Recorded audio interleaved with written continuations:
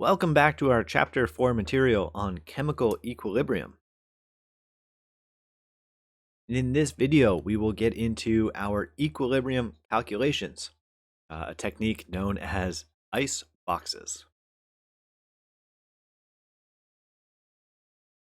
Our plan for equilibrium. Well, we know that our process is reversible and has the reaction rate equal for the forward and reverse reaction. And we know that we can write out our equilibrium expression, right? This equilibrium constant, or the law of mass action. And in this video, we'll introduce some strategies for how to solve numerical problems.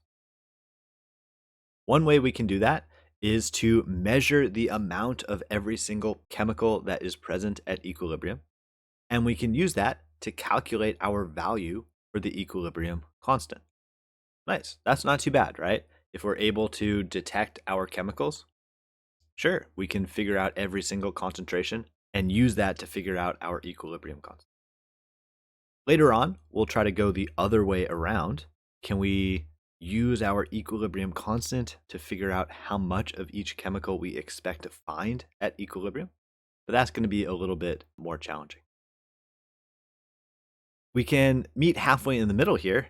Maybe we have our equilibrium constant as a known value, but we're also able to measure some of our equilibrium concentrations.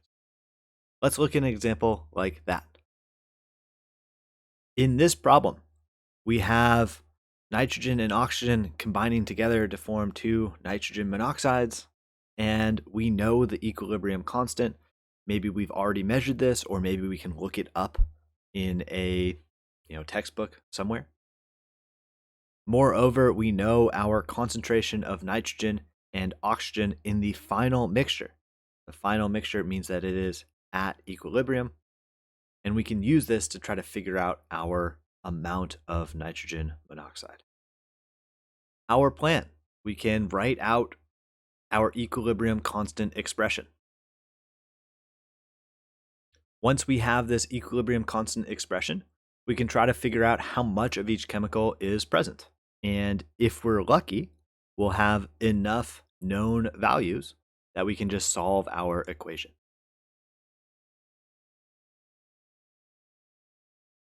For this reaction, we have our equilibrium constant. It has to be equal to products divided by the reactants. So we'll have NO squared divided by N2 and also divided by O2. Which of these values do we know? Well, actually, we know most of them. Right? We know our value for Kc is 2 times 10 to the negative 9. We know our value for N2 is 4 molar. Our value for O2 is 6 molar. And then our value for NO, well, this is the only thing we're left with as an unknown. And so we can try to solve this equation. All right, not too bad. That's the easy version. We're able to measure some of our concentrations once we've already reached equilibrium. If we want to do something similar, but keep ourselves organized, one way to do that is known as an ice table. It's purely a way to keep track of our stoichiometry as we're trying to reach equilibrium, where ice is the way we keep track of our initial concentrations, that's the I, our change in concentrations, that's the C, and our equilibrium concentrations, that is the E. Once we have our equilibrium concentrations, these are what we're looking for. These are what we're going to use in our K expression. So the overall plan is still the same. We want to find our equilibrium concentrations. And we also want to use our K expression. Here's how this looks. We have carbon monoxide reacting with hydrogens. We have 0.5 molar carbon monoxide, 1 molar of hydrogen. At equilibrium, we can measure our carbon monoxide to have a concentration of 0.15. Can we find our Kc value? Well, we can set up our ice table. I is our initial concentration, And we are given these values, right? We know we have 0.5 molar carbon monoxide. We know we have 1 molar hydrogen. Let's write those underneath carbon monoxide, underneath hydrogen. We're not told about our product. We can assume that there's none if we're not told about any of it. Is this at equilibrium? Well, almost certainly not. If we're in equilibrium process, we're going to have some mixture of products and reactants. Here we have 0 products, so we're not at equilibrium yet. In order to reach equilibrium, we're probably going to have to do that forward reaction. So in the change row, we can keep track of how far we have to go in order to reach our equilibrium.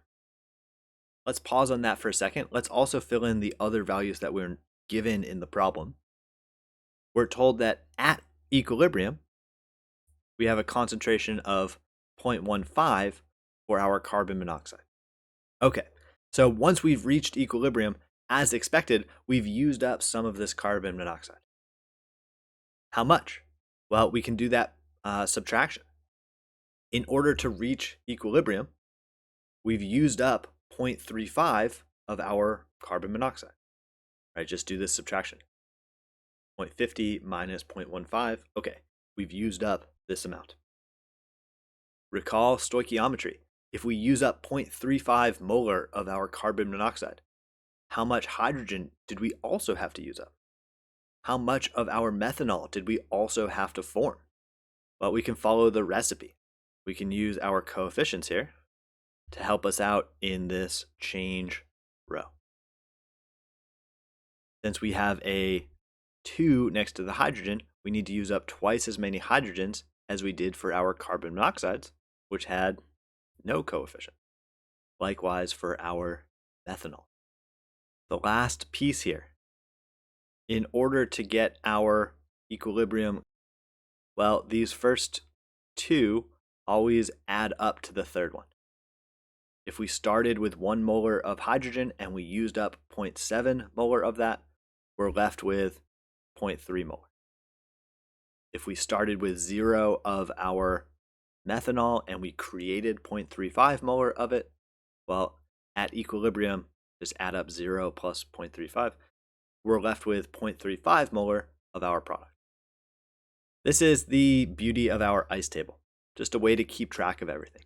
Keep track of the stoichiometry, what we're starting with, how much is being used up, what we're left with at equilibrium. Or for the product side, how much we're starting with, how much is formed, how much is also there at equilibrium. These equilibrium values down at the bottom, these are what we get to use in our Kc expression. For this reaction, we can write out our Kc expression. It's going to be products divided by the reactants. If we have a coefficient, those show up as our exponents in this law of mass action. Now we have our numbers. We can plug that in to the equilibrium constant. Here we can find the value of that equilibrium constant. We're given another practice problem. Now we have, a different reaction, and we know our initial concentrations. Can we figure out our Kc value? Well, our Kc expression is going to be products divided by reactants.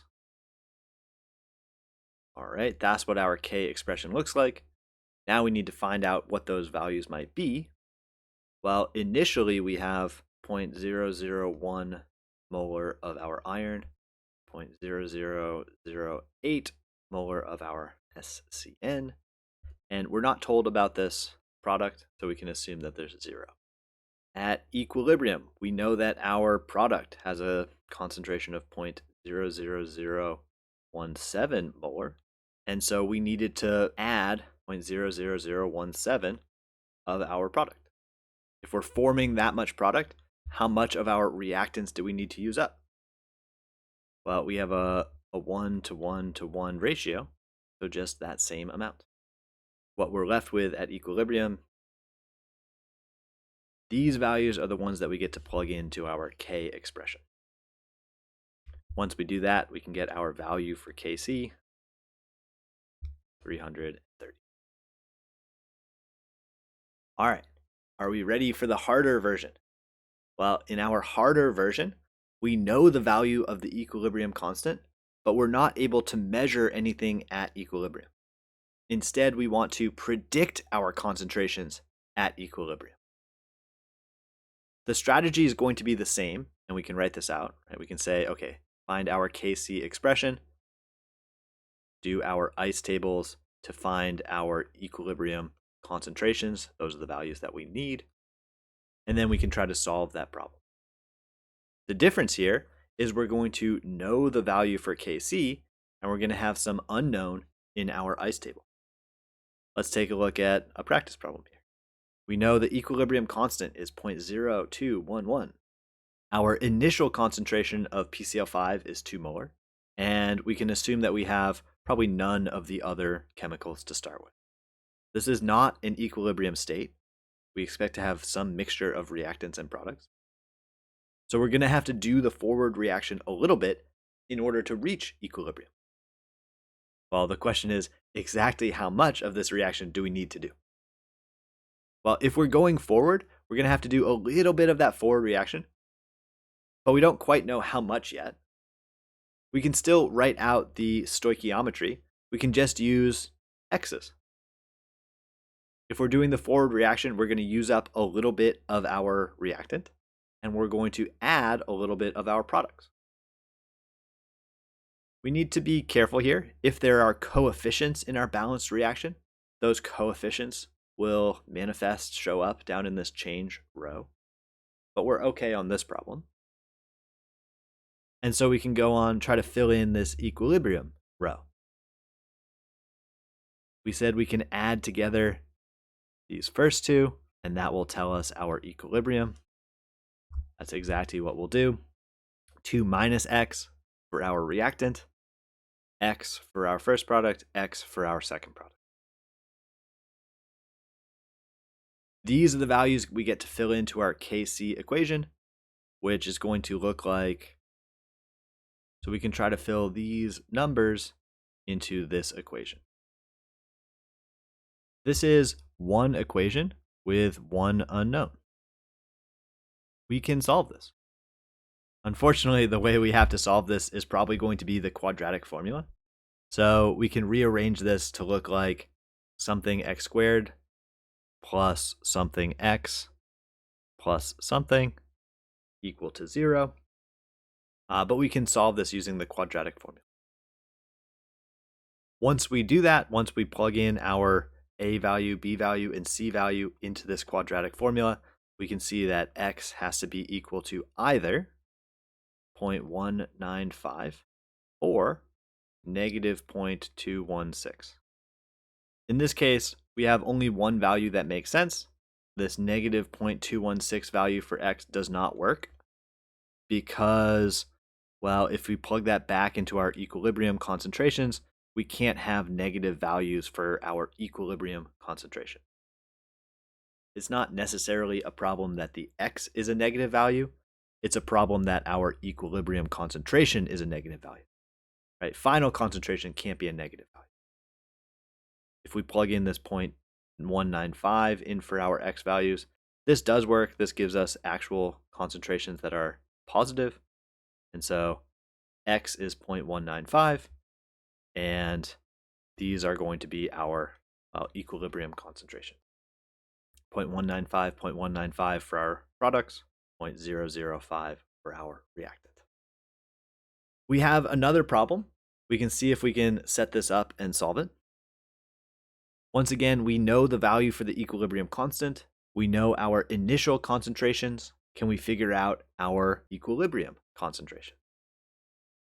We can start by writing our Kc expression. It's going to be N2 times O2 divided by NO squared. And then we can try to do our ice table, ultimately trying to get these equilibrium values to plug back into this equation. Our initial values are given to us, 0.500 for our reactant. We can assume none of our products because it's not mentioned.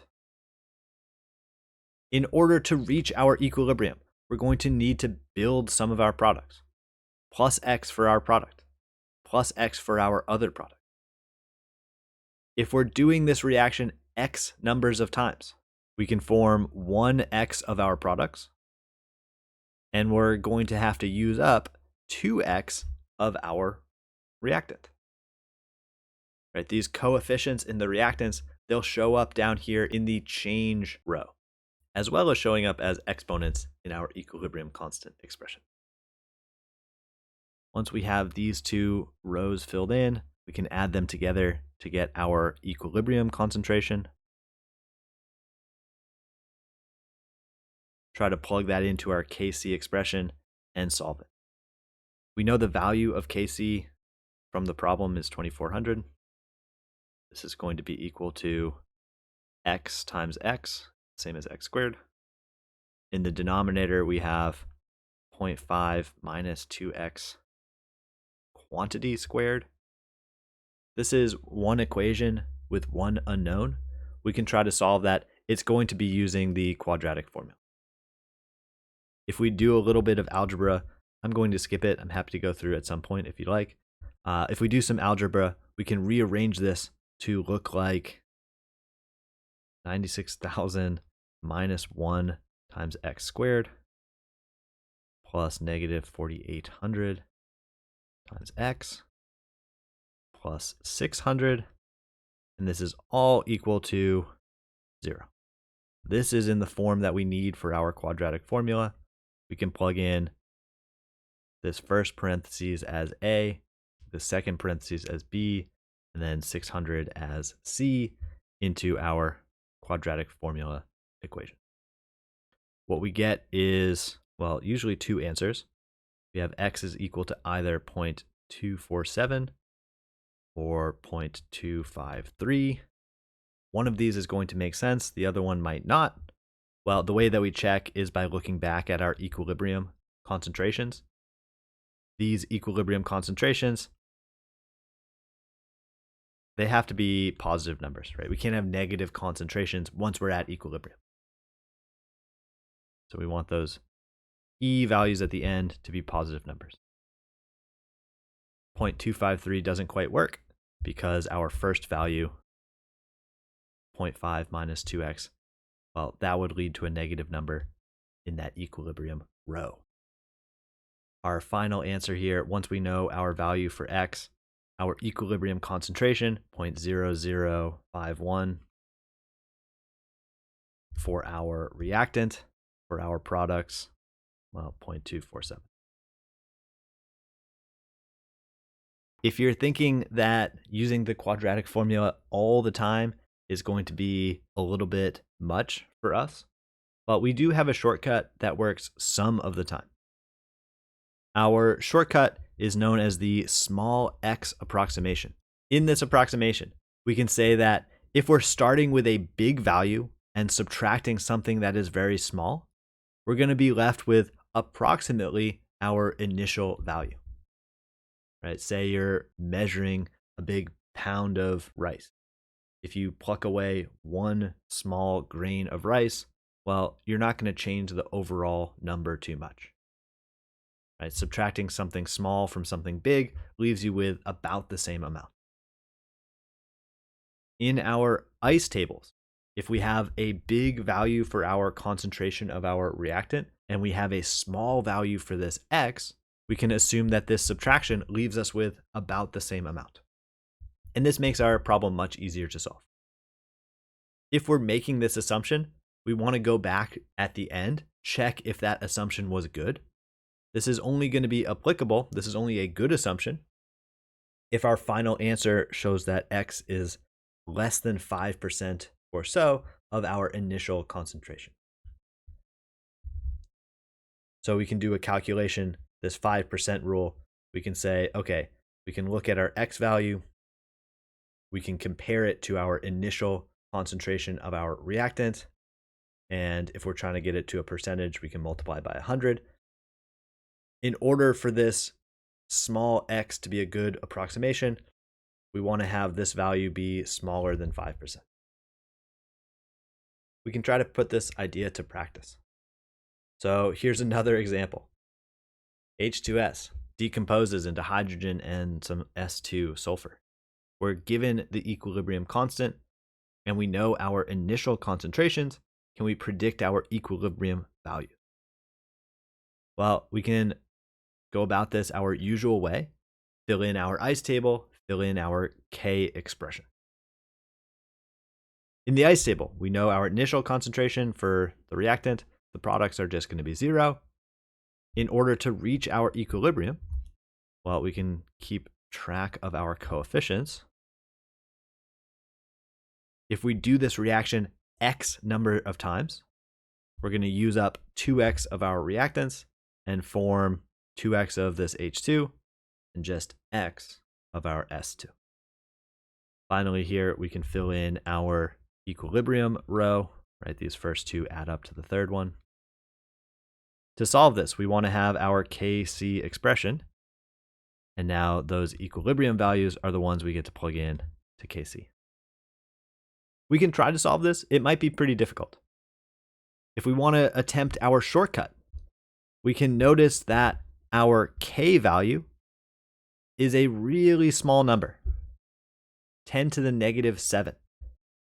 If we have a small value for K, that means we're not going to have very many products at equilibrium. Instead, we're going to have mostly reactants. And if we're going to have mostly reactants, in terms of our ICE table, we're going to have a small value for our X. If we're doing a small value of X, subtracting something that's very small doesn't change our value very much. Multiplying something small, well, actually changes our value dramatically. It's just our subtraction that we get to simplify. We can now fill these values into our Kc expression, and this is going to be much simpler to solve. We end up with parentheses 2x squared times x divided by 0.025 squared. There's some algebra involved here. The numerator turns into 4x cubed. And we can try to solve our value for x. 2.97 times 10 to the negative 4th power. All right, we have a value. We want to check, though, was our assumption a good assumption? So we can take our x divided by the thing it was subtracted from and check. Is this less than 5%? Well, we plug in the numbers, we get a value of, 1.1%. Our small x is pretty good here. Less than 5% is okay. All right, I believe we have accomplished our goals for this video. We have figured out a number of ways to calculate our values for equilibrium. If we're able to measure some concentrations at equilibrium, we can calculate that equilibrium constant, or vice versa. If we know the equilibrium constant, we can predict our concentrations at equilibrium. Right? We have some easier versions, we have some harder versions, but these are things we should be able to attack. I'll leave you with one more practice problem if you'd like it. Here we have 0.1 molar SO2 Cl2, 0.1 molar SO2, and we have a 1 liter reaction vessel. Can we figure out our equilibrium concentration? And all right, we know our value for Kc. The strategy, fill in this ICE table. And once we're there, we can write out our Kc expression. Once we have our equilibrium values, these are the ones that go into our Kc expression. We can try to use the small x approximation. It's probably not going to be good here. This K value is too large for the small x value to be very realistic. That's okay. We can use the quadratic formula, our other favorite strategy to use. Once we plug in our values for SO2, Cl2, SO2, Cl2, and our value for Kc, this is just one equation and one unknown. I'll leave the algebra up to you. We can try to find our value for x. Double check that you can get it. 0.0364 as our good value of x. With quadratic formula, there is going to be a second option, but only one of them is going to make sense physically. All right, we'll leave it here. If you have any questions, please don't hesitate to reach out. I'll see you in the next video, and thanks for hanging out.